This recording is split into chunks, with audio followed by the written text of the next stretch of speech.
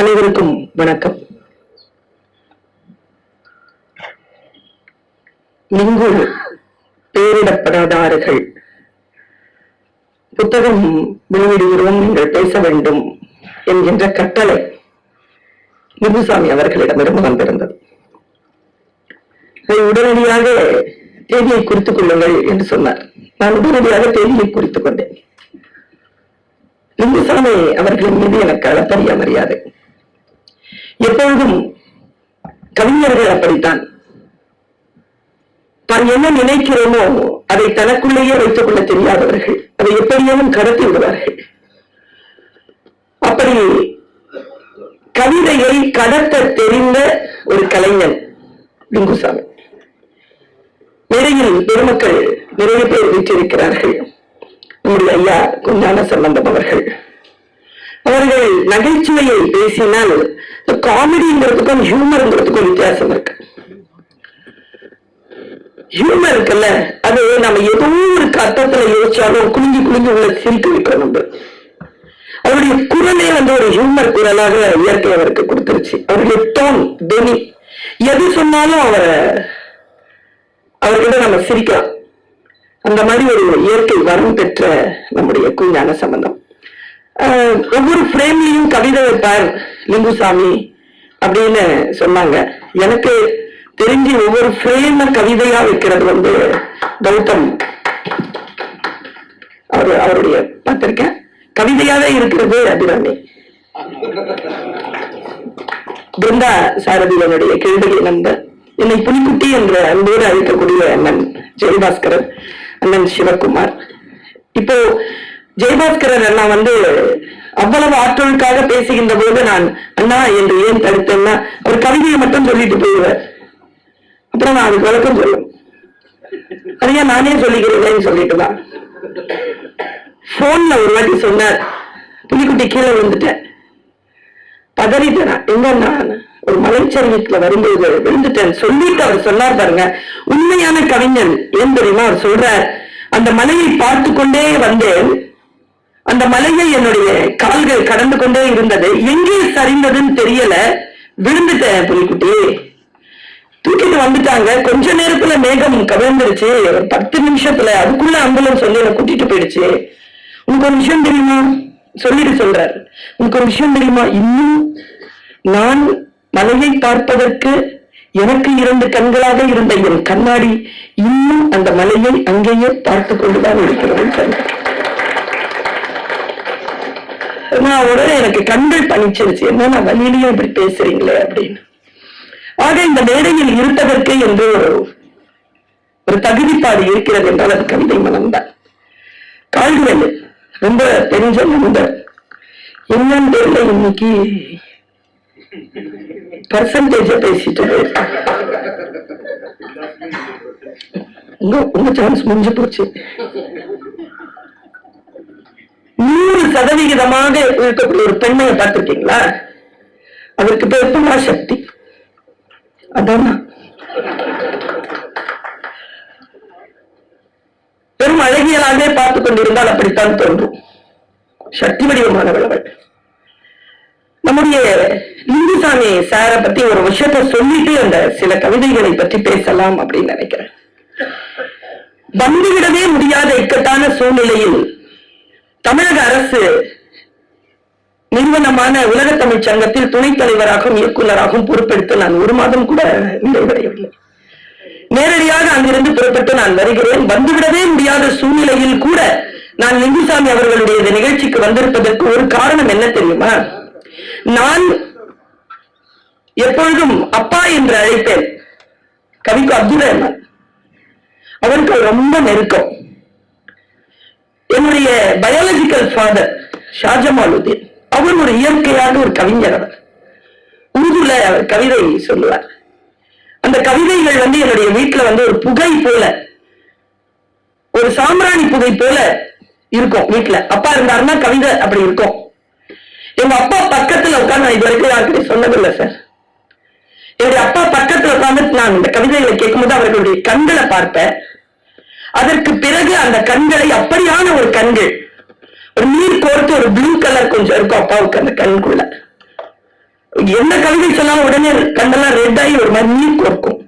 அந்த கண்களை நான் மறுபடியும் லிங்குசாமி அவர்களின் கண்களில் பார்த்தேன். அது எப்படி வரும் அப்படின்னா, சும்மா ஏதாவது ஒரு பூ மலர்ந்தா கூட அப்பாவால சிரிக்க முடியும், ஒரு குழந்தை அழுதா அப்பாவால சேர்ந்து அழ முடியும். இந்த கவிதை மனசு இருக்குல்ல, அந்த மனசுதான் முக்கியம். இந்த மனம் கொண்டவராக லிங்குசாமி அவர்கள் இருக்கின்ற காரணத்தினால் நான் ஒரு பேராசிரியராக 25 ஆண்டுகள் இணை பேராசிரியராகவும் SIT கல்லூரியில் தமிழ் துறை தலைவராகவும் பணியாற்றி இருக்கிறேன். எனக்கு தெரியும் இந்த மாணவர்கள் மத்தியில் அதை கொண்டு போய் சேர்ப்பது, ஒரு விஷயத்தை பரவலாக்குவது மிக மிக கஷ்டம். முக்கியமா கவிதைகளை இன்னைக்கு எல்லாருமே கொஞ்சம் கூட மனசாட்சி இல்லாம கவிதை புக்கு போடுறீங்க. யார் படிக்கிறா? யார் படிக்கிறாங்க? படிக்க வைக்கணும்ல. படிக்க தகுந்த நூல்கள் தானே அவை. அப்படித்தானே அந்த புத்தகங்கள் வருது. அதை பரவலாக்கணும்ல. எனக்கு தெரிஞ்சு பல பேர் கவிதை எழுதுறதை நிறுத்திட்டாங்க. நான் சொல்லுகிறேன், வரலாறு சொல்லுகிறேன், கடந்த 4 ஆண்டு காலமாக 5000 எடுத்துட்டா கூட 20,000 பேரை கவிதை எழுத, அதுவும் மற்றவர்கள் வாசிக்க, இன்பமாக வாசிக்க வைத்த கவிதைகளை எழுத வைத்தவர் லிங்குசாமி. அவர் கவிதையை எழுத வைக்கிறார். என்கிட்ட சொல்ற, அம்மா இந்த வாட்டி 8000 கவிதைமா. எனக்கு என்ன தெரியுமா ஆச்சரியம், இந்த பிருந்தா சாரதி, இந்த ஜெயபாஸ்கர் அண்ணாலாம் தான் அந்த குழுவில் இருக்கிறாங்க. ஒரு கவிதை படிச்சாலே போர ஏறிடுது. எப்படி உயிரோட இருக்கிறீங்கன்னு நினைக்கிறேன். 8000 கவிதைகளை படிச்சு அதுல இருந்து 500 எடுத்து, அதுல இருந்து ஒரு 50 எடுத்து, அதுல ஒரு முதல் பரிசு அறிவிச்சு அந்த புத்தகத்தை போடுறது இருக்குல்ல. நான் இப்படி பேசிட்டு இருக்கும் பொழுது இவ்வளவு பெரிய விஷயம் சொல்லும் போது கேமரா லிங்குசாமி சார் கிட்ட போடுங்க, இதுக்கு முன்னால எடிட் பண்ணி போடும்போது இந்த பெரிய மூச்சு ஒண்ணு விட்டார் அவர். 8000 பேரை கவிதை எழுத வைப்பது, அந்த கவிதைகளை கொண்டு வந்து அதுல அப்படியே அதை சல்லிச்சு அதுல இருந்து ஒரு கவிதை எடுக்கிறதுக்கு முதல் பரிசு பெற்ற கவிதை. எனக்கு ஒரு முறை நான் பேசிக்கொண்டே இருந்தேன் லிங்கு சார். ஏதோ ஒரு குழந்தைகளுடைய கூட்டம் தான், மாணவர்கள் கூட்டம். அதை பேசுகிறேன், எனக்கு வார்த்தைகள் வரவில்லை, எனக்கு தழும்புகிறது, எனக்கு தொண்டையெல்லாம் அப்படி அடைக்குது. இப்படி எழுதிட்டானே ஒருத்தன், இப்படி எழுதிட்டானே, இவர் தான் அந்த புக்கா போடுற. அந்த தலைப்பே அந்த புத்தகத்துக்கு அதுதான். நான் நினைக்கிறேன் 3வது புத்தகம்னு நினைக்கிறேன். மெல்ல அசைந்தது கோவில் யானைன்னு பேர் இருக்கு. அந்த கவிதையை நான் சொல்லுகிறேன், இன்று இரவு உங்களால் உறங்கவே முடியாது. தன் நிழலை காடென நினைத்து மெல்ல அசைந்தது கோவில் யானை. ஒரு நாளாவது யோசிச்சு பார்த்திருக்கிறோமா அந்த யானைய? சுப்புலட்சுமி ஒருத்தி இறந்து போனா குன்றக்குடியில. எப்படி செத்து போனாவ? எனக்கு ஃப்ரெண்டு. நான் போனா அவளுக்கு நான் பெருச்சம்பளம் வாங்கிட்டார். இறந்து போனா. எங்கேயும் இல்லை. அவர்கள் எல்லாம் தனித்தனியாக ஒவ்வொருவரிடத்திலும், ஒவ்வொரு பாகர்களிடத்திலும் ஜூலியும் கோவில்களையும் யானைகள் இருக்கின்றன. அந்த யானை காலிலே சங்கிலி போட்டிருக்கக்கூடிய அந்த யானை தன்னுடைய நிழலை காடென நினைத்து அப்படி அசைஞ்சதுனா என்ன மாதிரியான மனசு இருக்குது அந்த கவிஞனுக்கு? அவர்கள் தான் உயிர்களை காப்பாற்றக்கூடியவர்கள். நம்மோர் ஒருவர் உலரில் அவர் பொருட்டு எல்லோருக்கும் பெய்யுமா மழை என்றால், இந்த ஒரு கவிதை இப்படி எழுதுகின்றவர்களால் மழை பெய்யும். இந்த மனம்தான் ஹைக்கூ. உண்மையில நான் இந்த முறை எங்களுடைய தமிழ்ச்சங்கத்துக்கு, சங்க கூடத்துக்கு அமைச்சர் வந்திருந்தார். ஒரு மரத்தை அப்படி நடுறதுக்காக அவர் கையில கொடுத்தேன். வாங்கி அவர் நட்டுவிட்டு போனார். பக்கத்தில் ஒரு பேராசிரியர் சொல்கிறார், ஒரு வினாடியில் இங்கு ஹைக்கூ நிகழ்ந்தது. திரும்பி பார்த்த, நீங்கள் அவருக்கு தரும் பொழுது அதை அவர் அப்படி பெற்று ரொம்ப கஷ்டப்படக்கூடாது என்பதற்காக ஒரு வினாடி பணிந்து அதை கொடுத்தீர்கள். அவர் அதை தூக்கிறதுல கஷ்டப்படும் அந்த பணி இருக்குல்ல, மற்றவர்களுடைய உயிரை தொடுவது இருக்குல்ல, அது ஹைக்கூ. அந்த ஹைக்கூவை தொட்டவர்கள் மிகச் சிலர் தான். எல்லோராலும் ஹைக்கூ எழுத முடியாத அண்ணா, சிலரால் தான் எழுத முடியும். அந்த சிலரை இந்த உலகத்திற்கு அறிமுகப்படுத்தி தூக்கி போடுறாங்கல்ல. அப்போ அண்ணன் பேசின 3 காப்பி என்றார்கள், 4 காப்பி என்றார்கள், 3 முதியவர்கள். 2ஆம் பரிசு கவிதை இந்த வருஷத்துல. பின்னால இருந்து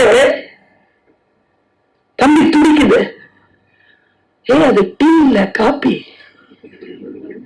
எல்லாம் ஒண்ணுதான். அவரு இல்ல, டீயும் காப்பியும் ஒண்ணு இல்ல, முதியவர்களுக்கு டீயும் காப்பியும் ஒன்றில்லை, நண்பர்களோடு சேர்ந்து உட்காருகின்ற முதியவர்களுக்கு டீயும் காப்பியும் ஒன்றில்லை. 3 காப்பி என்றார்கள், 4 முதியவர்கள் என்பதுதான் கவிதை. அதுலதான் விளையாடப்படாது. அவர்களை அவர்களாக இருக்க விடுவது இருக்கு இல்லையா. நான் அண்ணன் கிட்ட சொன்னேன்ல, அவர் சொன்ன சில கவிதைகள்ல ஒரு கவிதை எப்போதும் எனக்கு மனசுல நின்ன கவிதையை சொல்றேன். இதுல எல்லா கவிதைகளையும் மனசுல நின்னுச்சு நீங்க சார். எல்லாத்தையும் பேசினா புக்கு வாங்க மாட்டேன். சில ஒரு சில கவிதைகளை மட்டும் சொல்றேன். இந்த கவிதைக்கு பின்னால் ஒரு மிகப்பெரிய கலை மனம், கவி மனம் இருக்கு. இந்த கலை மனம் இல்லாமல் இந்த கவிதையை எழுதவே முடியாது. நீங்களும் நானும் எழுத முடியாது. பாடலாசிரியர்கள் இருக்கிறீங்கல்ல, நீங்க எங்க பாட்டு வாங்குறீங்கல்ல சார், நீங்க எல்லாம் சினிமால இயக்குநர்களா இருக்கக்கூடிய பாட்டு வாங்குறீங்கல்ல, எழுதப்பட்ட பாட்டு எல்லாம் கவிதை கிடையாது. அந்த பாட்டில் ஏதோ ஒரு வரிதான் கவிதை. அவன் தான் கவிஞன், அவன் தான் காலத்தால் நிற்பான். புரட்சி கமால் என்கின்ற ஒரு மிகப்பெரிய கவிஞன், பாரதிதாசன் மாதிரி இலங்கை கவிஞர். அவர் நெஞ்சில அந்த லுங்கியை கட்டிக்கிட்டு ஒரு முண்டாபணியனோட மேலே கீழே நடந்துட்டு இருந்தாராம். அவருடைய மாணவர் பதிவு செய்கிறார். நகர்ந்துட்டே இருந்தார். எப்படி எழுதிட்டான், எப்படி எழுதிட்டான், எப்படி என்னப்பா எழுதிட்டான், யார் எழுதிட்டான், என்ன சார் இல்லைங்க, எப்படியா எழுதிட்டான், இவன் எப்படி எழுதிட்டான், என்னென்ன கண்ணதாசன் புக்கு திருப்பி கிடக்குது. என்ன வரி தெரியுமா? நீங்களும் நானும் ரொம்ப கேட்ட பாட்டுதான். மலர்ந்து மலராத மலரும் விழி வண்ணமே. உங்களுக்கும் எனக்கும் தெரிஞ்ச பாட்டுதான். நீங்களும் நானும் எழுதிடலாம். மலர்ந்து மலராத பாதி மலர் போல மலரும் விழி வண்ணமே எல்லாம் கஷ்டமான வரி கிடையாது, எழுதிடலாம். எழுதவே முடியாத வரி என்ன தெரியுமா? நதியில் விளையாடி கொடியில் தலை சீறி நடந்த இளம் தென்றலே. இதை எழுத முடியாது. கவிஞன் தான் எழுத முடியும். எல்லோரும் தான் பார்க்கிறோம், ஆனால் சிலருக்கு தான் அது பதிவு செய்ய வருகிறது. கொக்குதான், நிழல் தான், பியானோன்னு வருது இல்ல, அந்த வினாடி நிகழ்கிறது இல்லையா. நான் சொல்றேங்க, கடவுள் கூட நிகழ்வதுதான், எங்கேயோலாம் இல்ல, அது நிகழ்கிறது. அம்மா அப்பா மனம் காதல் காமம் நிகழ்கிறது. நிகழ்ந்தால்தான் நான் உன்னை நேசிக்கிறேன், அப்புறம் உனக்காக நான் என் உயிரையும் விட்டுருவேன், அப்புறம் நான் என்ன பண்றேன்? Simple question. அது வேறங்க, அந்த உணர்வு வேறு. ஐயா அந்த வாட்டி வரலையா? நீங்க போயிட்டு வந்ததுக்கு அப்புறமா நாங்க போறோம் ஒரு ப்ரோக்ராம்க்கு பிரான்ஸ்க்கு. அங்க வெர்சல் பேலஸ், அதுக்குள்ள நாங்க போறோம். 3 மணி நேரம்ன்றாங்க. எல்லாரும் எல்லாத்தையும் பாக்குறாங்க. நான் மட்டும் ஒரு பெரிய ஓவியத்தை மட்டும் பார்த்துட்டு நிக்கிறேன். 1.5 மணி நேரம் 2 மணி நேரம் ஆயிடுச்சு. ஆனா அந்த ஓவியத்தை தாண்டவே இல்லை. முடிஞ்சா நீங்களும் அங்க கடக்கும் போது அதை பாருங்க. பெரிய ஓவியம், பெரும் மழை இரவு, பெரிய ராட்சதன் மேல இருந்து இறங்குறான். ஒரு ஆணை இப்படி 2 கரங்களால் இப்படி பிடிச்சிருக்கான். அவ்வளவு டீடைல் அந்த ஓவியம் பிடிச்சிருக்கான். அவன் காலை பிடிச்சிட்டு இருக்கிறான் ஒரு பொண்ணு. அந்த பொண்ணு ஒரு காலால தான் ஒரு காலை பிடிச்சிருக்கா, 2 கையிலயும் குழந்தைகளை பிடிச்சிருக்கா. அந்த குழந்தைகளுடைய கால்களை 2-3 பெண்கள் பிடிச்சிட்டு இருக்காங்க. அந்த பெண்களினுடைய கால்களை 4-5 ஆண்கள் பிடித்திருக்கிறார்கள். அப்படி சங்கிலியா தொங்குது. அவன் பறக்கிறான். இதான் காட்சி. நான் பார்த்துட்டு வெளியில வந்துட்டேன். மனசுல ஒரு டவுட். பெருமழை இரவு, பெருமழை இரவு ஓவியம் மறைஞ்சானே, இங்கிருந்துதான் இவன் லைட் எடுத்தான்னு பார்த்தேன். மறுபடியும் உள்ள ஓடுனேங்க நானு. உள்ள ஓடி பார்த்தா அந்த பெரு மழை இரவின் பாறைகளுக்கு நடுவில் எங்கேயோ ஒரு மின்னல் வெட்டுகிறது. அந்த மின்னலின் வெளிச்சத்தில் அவன் இதை வரைந்திருக்கிறான். இதுதான் இந்த கவிதை. எப்போதும் கூவும் அந்த குயிலை காட்டி கொடுத்தது ஒரு மின்னல். கருப்பா தானே இருக்க, யாரும் பார்க்க முடியாதுல்ல, இருட்டாச்சுன்னா கருப்பு அப்படி. ஆனா மின்னல் அடிச்சதுல கவிஞனுக்கு குயில் கண்ண பற்றுச்சு. அந்த குயிலை காட்டி கொடுத்தது ஒரு மின்னல் அப்படிங்கிற ஒரு கவிதைகளுக்கு ஊடாக இருக்கின்ற உயிர்ப்பை, தேடலை, நாட்டத்தை, வாழ்க்கையை, கரைதலை நான் புரிந்து கொள்கிறேன், புரிந்து கொள்ள முயற்சி செய்கிறேன். அதுதான் கவிதையாக எனக்கு இருக்கிறது. இன்னொரு கவிதை அவருடையது. எங்க நிறைய பேர் சொல்லிட்டாங்க போல இருக்கு. அண்ணா ஒரு வார்த்தை சொன்னார் பாருங்க, யார் எத்தனை முறை எந்த கவிதையை சொன்னாலும் நான் அதை வித்தியாசமாக சொல்லிவிட முடியும். ஏன் தெரியுமா? ஓஷோ சொல்வார், சொல் எனது, பொருள் உனது, உன் பொருளுக்குள் என் சொல் அடங்காது. அதுவே காலம் காலமாக நீங்க பொருளை ஒவ்வொரு சொல்லுக்கும் தேடிக்கொண்டே இருக்கலாம். அப்படி தேடிக்கொண்டிருக்கக்கூடிய சொற்களின் குவியல் தான் கவிதை. இந்த கவிதையில எப்படி எழுதுறாரு பாருங்க. அவர் அமைதியாகிவிட்டது மைதானம், ஆவலில் கூடைப்பந்து வலை. இந்த ஆவலில் கூடைப்பந்து வலைங்கிறதுல ஒரு மிகப்பெரிய ஏக்கம் இருக்கு. இந்த பார்வை இருக்கு இல்லையா, ஒரு பௌர்ணமி வரப்போகிறது. பௌர்ணமி கிட்ட, நிலா கிட்ட ஒரு குணம் உண்டு. எப்படி மேலே ஏறுமோ அப்படி கீழே இறங்கும், மேலே ஏறும் அப்படியே கீழே இறங்கும். பீச்ல போய் பார்த்தீங்கன்னா தெரியும், அது ஏறுற மாதிரியே இறங்கும். அந்த கூடைப்பந்தினுடைய அந்த வலை சற்றே நேரத்திலே வரக்கூடிய அந்த பௌர்ணமிக்காக காத்திருக்கிறது என்று சொன்னது அபாரமான படிமம். அது வெறும் கூடைப்பந்தின் வலை அல்ல, அது வெறும் பௌர்ணமி அல்ல. இதை புரிந்து கொள்கின்றவர்கள் கவிதையோடு வாழ்கிறார்கள், கவிதையாக வாழ்கிறார்கள். நான் கம்பராமாயணத்தையும் திருக்குறளையும் தேவார திருப்பதிகங்களையும் திருப்பாசுரங்களையும் பைபிளையும் திருக்குரானையும் வாசித்தபடி இருப்பவள். ஏன் தெரியுமா? கோடிக்கணக்கான மக்கள் வாசிக்கின்ற ஒரு நூலுக்குள் மறைந்திருக்கக்கூடிய ரகசியங்களை நான் தேடுகிறேன். எதற்காக இவர்கள் வாசிக்கிறார்கள்? தொடர்ந்து வாசிக்கிறார்கள்னா ஏதாவது ஒண்ணு நடக்கணும், உள்ள ஒண்ணு இருக்கணும்ல. அது என்னது? அவங்களும் சொல்ல மாட்டேங்கிறாங்க, சொன்னா நமக்கும் புரிய மாட்டேங்குது.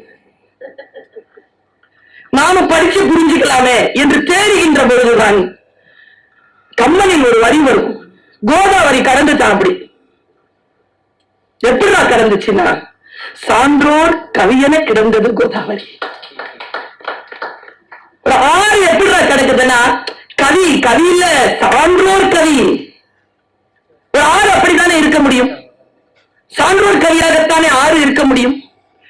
எனக்கு இவருடைய ஒவ்வொரு கவிதையும் ஒரு கவிதை அவங்க தேர்ந்தெடுத்த கவிதை இல்லை, எனக்கு ரொம்ப பிடிச்சது. அது அவர் ஃபர்ஸ்ட் பிரைஸ் அறிவிக்கிறதுக்கு முன்னால எனக்கு போன்ல சொல்றார், நான் சில கவிதைகளை சொல்றேன்.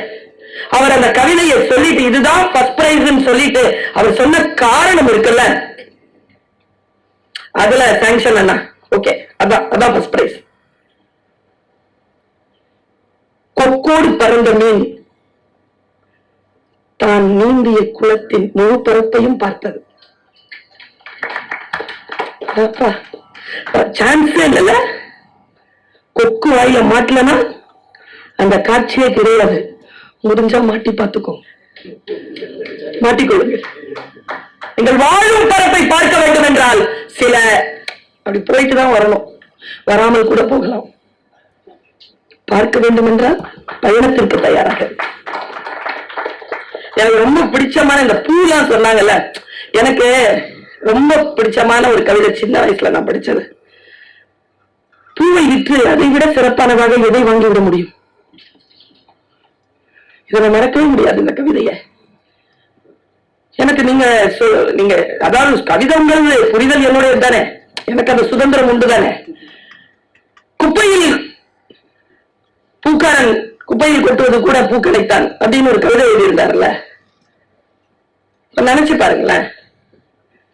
ஒரு மங்களத்திற்கு ஒரு பூவை போடுறோம், ப்ரோக்ராம் முடிஞ்சிருச்சு, பாய உதிரி பூவை எதான தொடுவோம், தொடப்பத்தால தொடும். அதனால்தான் நான் பூவை அவ்வளவு சீக்கிரமாக பயன்பாட்டிற்குள் வருகின்ற போது மனசு அப்படி நிற்கும். பெர்னாட் ஷா எழுதுறாங்கயா ஒரு முறை, முடிந்தால் உங்களால் இதை புரிந்து கொள்ள பாருங்கள். நான் என் மேஜையில் இருக்கும் பூச்சாடிகளில் பூக்களை வைப்பதே இல்லை, ஏனென்றால் குழந்தைகளின் தலையை கொய்வதில் எனக்கு உடன்பாடு இல்லை. எங்கடாப்பா இருந்த நீ என்ன, எப்படிங்க இதை எப்படி நான் புரிஞ்சுக்கிறது? ஓஷோ சொல்கிறான், பூக்களை தரிசிக்க வேண்டுமா, புறப்பட்டு போ, கொண்டு வந்து வச்சுக்காத, போ பார்க்க போ, உயர்ந்தது மலர்கின்ற அந்த பூவை எப்படியே பார்க்க போ. அடுத்த வருஷம் சொல்வான் பூவை பற்றி, பூ மலர்கிறது அன்பை போல முழுமையாக மலர்கிறது, அன்பை போல. அது வாடும் மனங்களை போல. அது நிரந்தரத்தை தேடாதீர்கள். நிரந்தரமா உப்பு பூத்துக்கிட்டே இருக்கணும்னா காகித பூக்களைத்தான் நாட வேண்டி வரும். அன்பாக இருக்கின்ற தருணங்கள், அந்த தருணங்கள் தான் சத்தியமானவை. என்கிட்ட இவ்வளவு அன்பா இருந்த முந்தானத்து இருந்த உண்மைதான், இப்ப இல்ல இல்ல உண்மைதான்.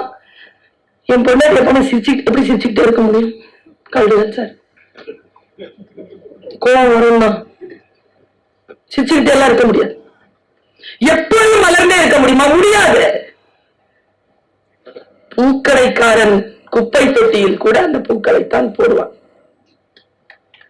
நீங்கள் மறுக்கவே முடியாது. இந்த வினாடிகளை நான் எப்படி சுமக்கிறேன் என்பதனை, ஒவ்வொரு கவிதையையும் என் உள்ளே நான் எப்படி பயணப்படுகிறேன் என்பதைத்தான் உங்களுக்கு சொல்கிறேன். இதுல நீங்க நினைக்கிறீங்களா சற்று நேரத்தில் பௌர்ணமி, ஆவலில் கூடைப்பந்து வரை, இதெல்லாம் ஒரு கவிதைன்னு? இதுல உண்மையான கவிதை எது தெரியுமா? அமைதியாகிவிட்டது மைதானம் என்பதுதான். அமைதியாயிடுச்சுங்க, காத்திருப்பெல்லாம் அப்புறமாதான்.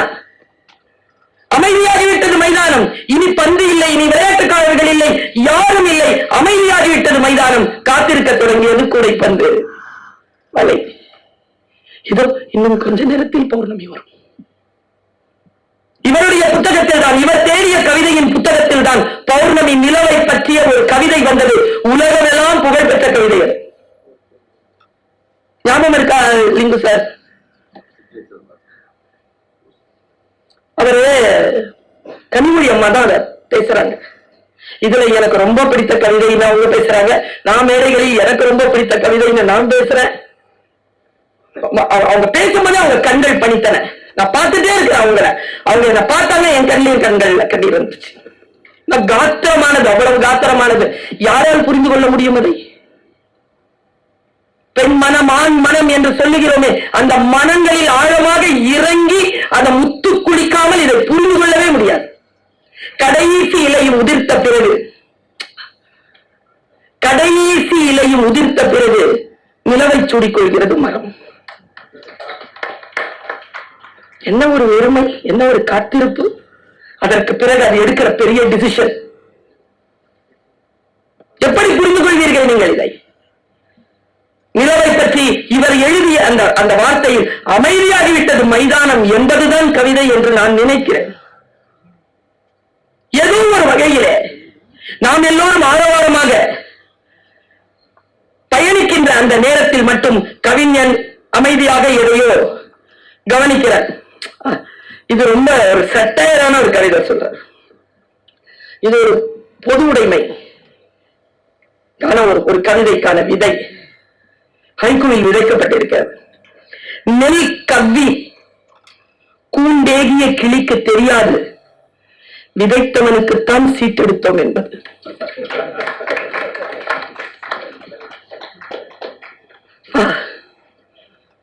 அவன் விதைச்ச நெல்ல அவன் எடுத்துட்டு சாப்பிட்டுட்டு குண்டுக்குள்ள போயிடுச்சு.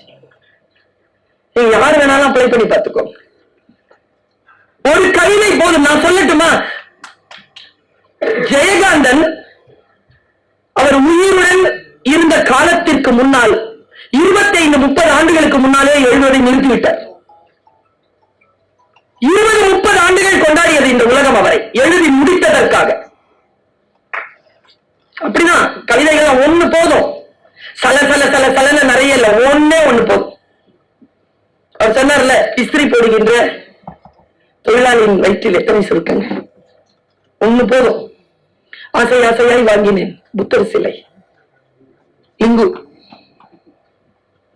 ஆசை தவிர என்றான் புத்தன், அதை நான் ஆசை ஆசையாய் வாங்கினேன் என்றார். கவிதைகளை உலகத்திற்கு தரக்கூடியவர்கள் காலம் கடந்தும் நிற்கிறார்கள். ஒரு பாட்டை, ஒரு கவிதையை, ஒரு ஓவியத்தை, ஒரு சிற்பத்தை தந்துவிட்டு போகின்றவர்கள். எனக்கு தெரிந்து இந்த உலகத்தில் மனிதன் செய்யக்கூடிய ஆக பெரிய ப்ரொடக்ஷன் மனிதர்கள் தான். மனிதர்களை தான் அவன் ப்ரொடியூஸ் பண்ணிட்டு போறான். சிலர் தான் அந்த எனர்ஜியை வச்சு மனிதர்களை மட்டும் ப்ரொடியூஸ் பண்ணாம சில கலை பொருட்களை, கவிதைகளை ப்ரொடியூஸ் பண்ணிட்டு போயிடுறாங்க.